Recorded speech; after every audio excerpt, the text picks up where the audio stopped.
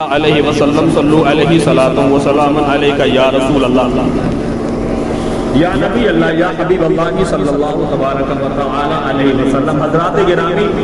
ایک ہے سرکار سیدنا مجدد الفسانی شیخ احمد سرہندی فاروقی رضی اللہ تبارک و تعالی عنہ، اور ایک ہے مجدد اسلام سرکار اعلیٰ حضرت فاضل بریلوی رضی اللہ تبارک و تعالی عنہ۔ یہ وہ دونوں اہم ترین شخصیت ہیں الحمدللہ کہ سرکار مجدد الفسانی شیخ احمد سرہندی بھی ماہ شوال المکرم میں پیدا ہو رہے ہیں، اور اعلیٰ حضرت کی پیدائش بھی ماہ شوال المکرم میں ہو رہی ہے۔ یہ الگ بات ہے، ان دونوں کے بیچ میں تقریباً 200 سال کا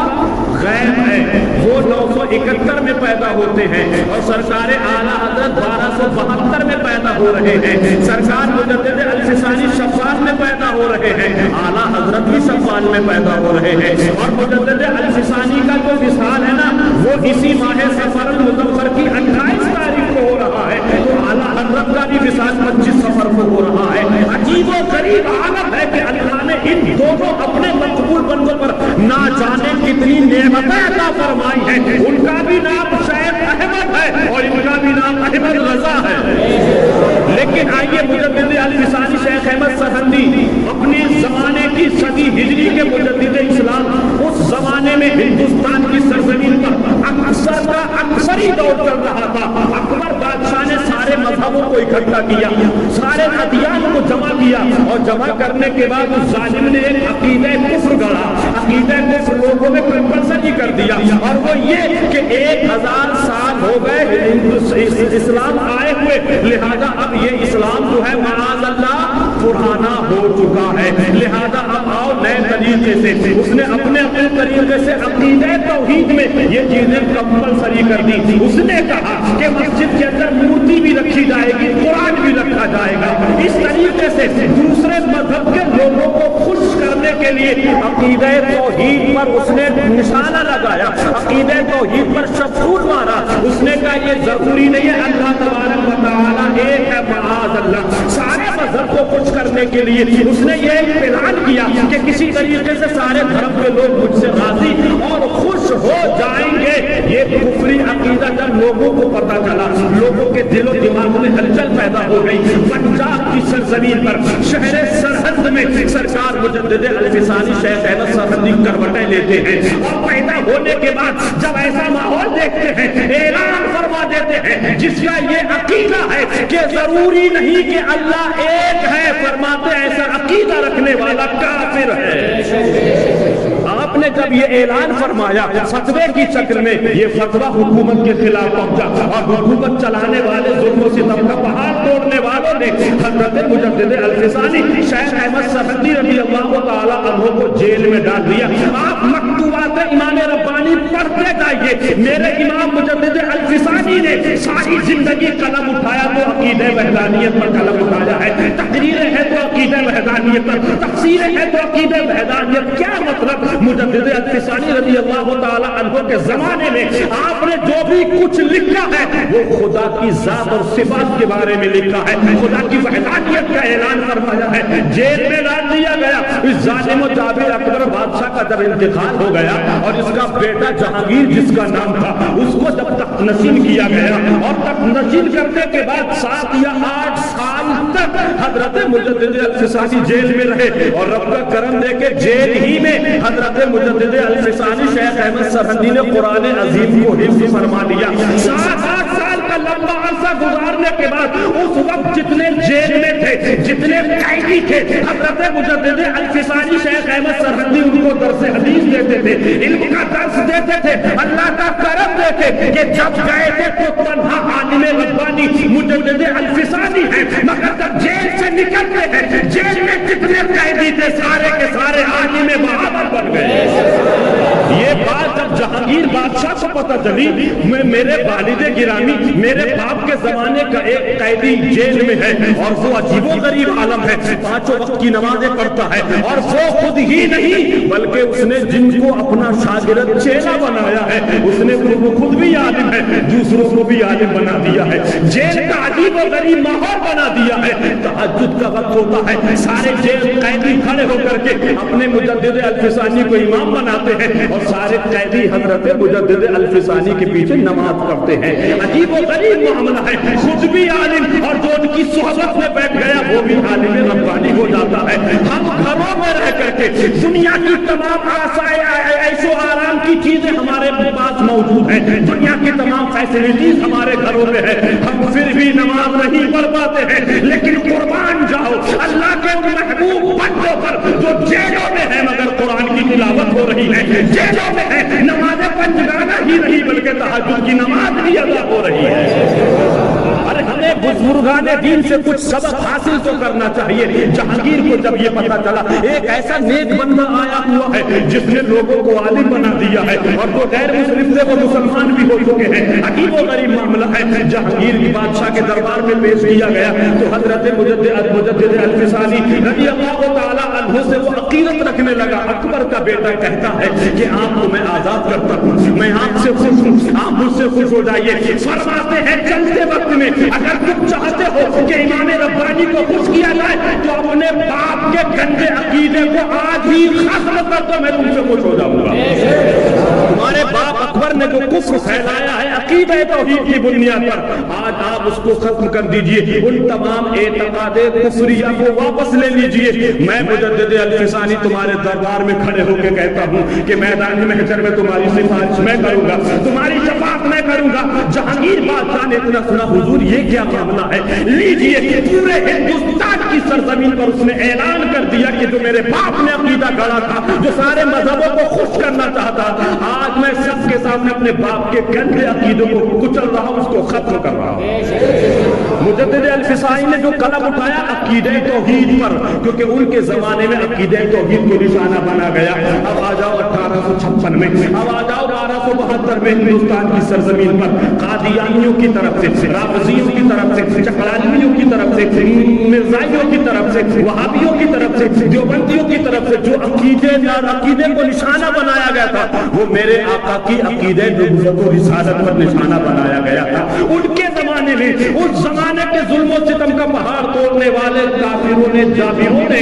حضرت پیغمبر اعظم صلی اللہ علیہ وسلم کو اور ساری کائنات کو پیدا کرنے والے رب کی وحدانیت پر نشانہ مارا تھا، وحدانیت پر شفشون مارا تھا۔ لیکن اعلیٰ حضرت کا زمانہ دیکھیں، قادیانی بھی نبی کے خلاف، رافضی بھی نبی کے خلاف، وہابی بھی نبی کے خلاف، دیوبندی بھی، یعنی جتنے یہ باطل فرقے ہیں یہ نماز تو پڑھتے ہیں، روزہ تو رکھتے ہیں اور زکات تو دیتے ہیں، مگر ان کے عقیدے کیا ہے؟ اللہ کے نبی ہماری طرح ہے معاذ اللہ، نبی مر کر مٹی مل گئے معاذ اللہ۔ اب بتاؤ نمازیں، روزے، حج، زکات، اسلام کے فرائض واجبات پر عمل کرنے کے بعد اگر کسی کا یہ عقیدہ ہو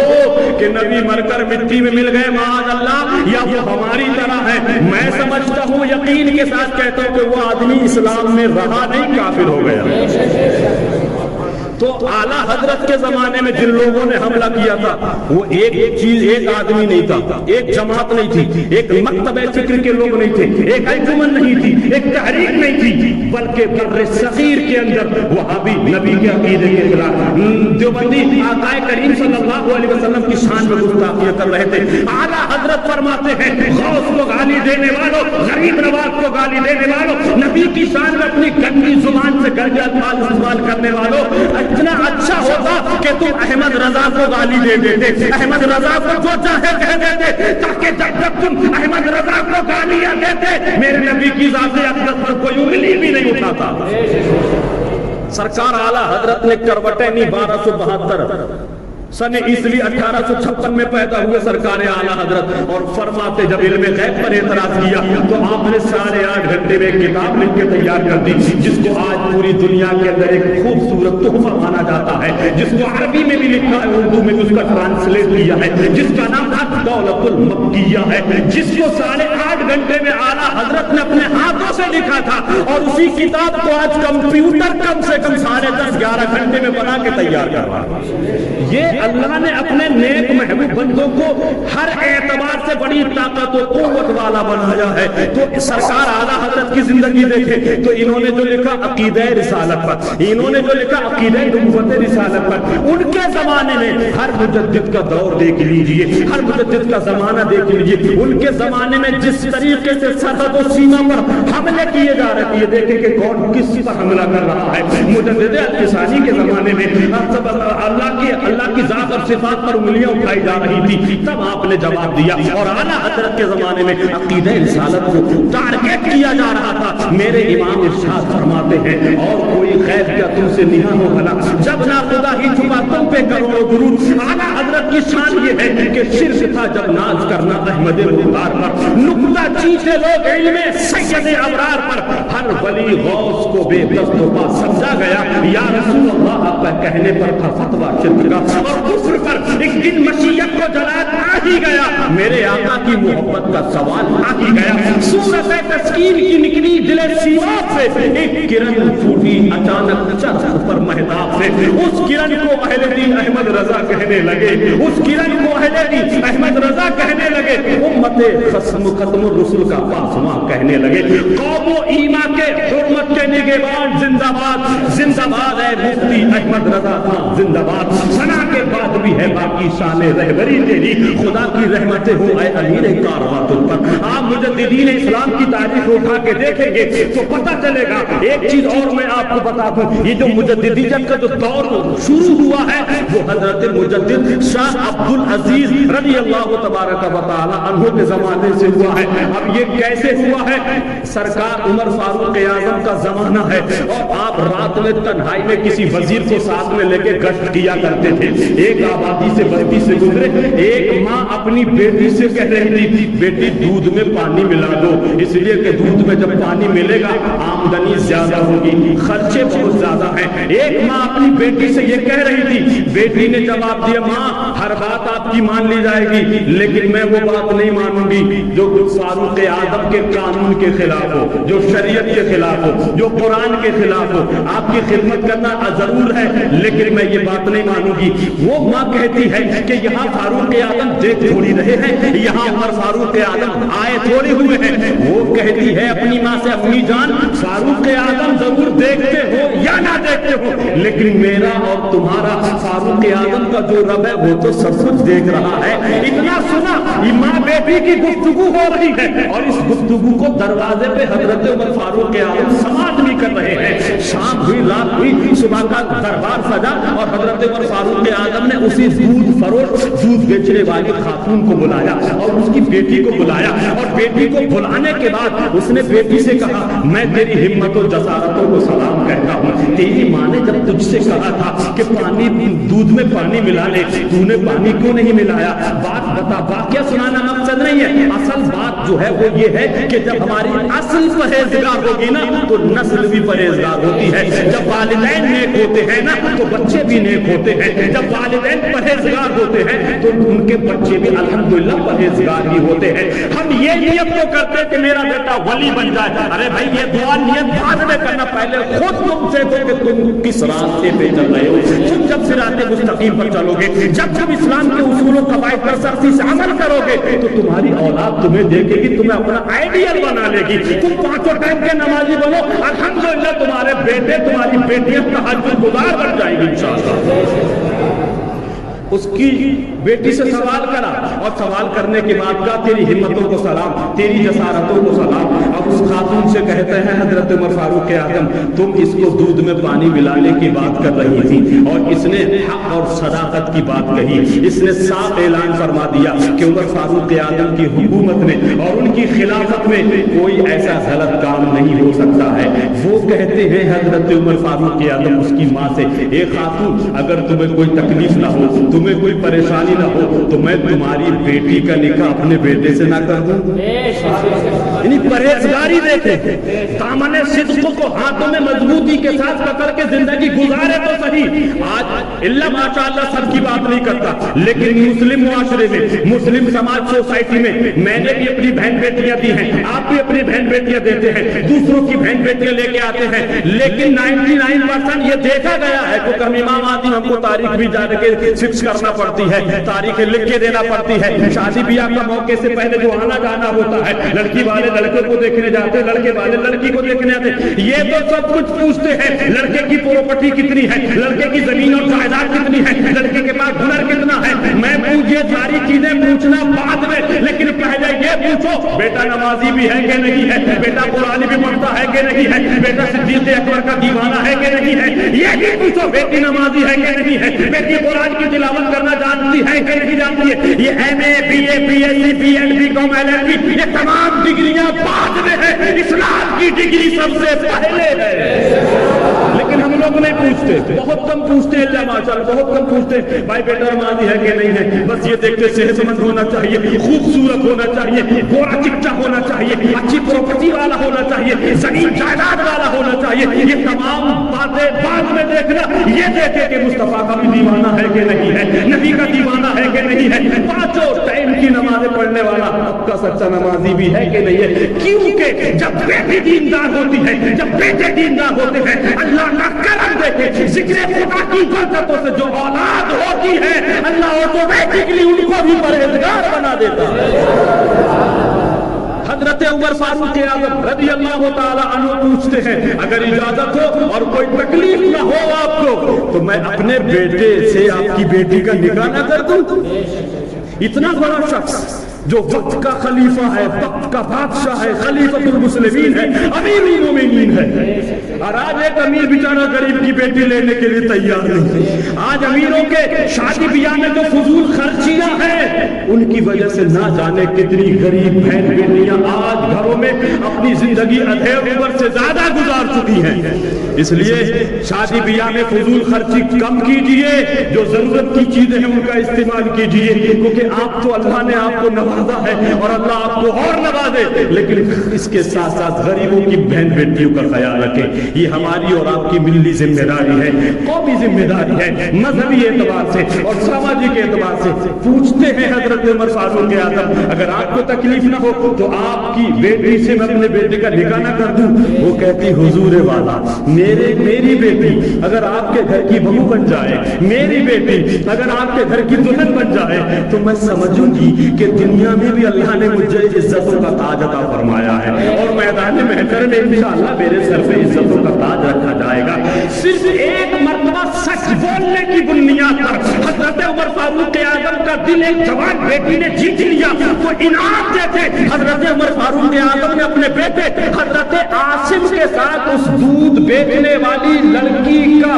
دودھ بیچنے والی عورت کی بیٹی کا نکاح اپنے بیٹے عاصم سے کر دیا۔ تاریخ کے قریب میں آئیے پڑھ کے دیکھیے تو پتہ چلے گا اس کی بیٹی سے جو حضرت عاصم کے نکاح میں آئی تھی، ان کی بیٹی سے ایک بیٹی پیدا ہوئی تھی جس کا نام فاطمہ رکھا گیا تھا، اور اسی فاطمہ سے ایک بیٹا پیدا ہوا تھا جس کا نام حضرت عبدالعزیز تھا، جو مجدد اسلام کے سب سے پہلے مجدد گزرے ہیں، جن کا نام حضرت مجدد عبدالعزیز رضی اللہ تعالیٰ عنہ ہے۔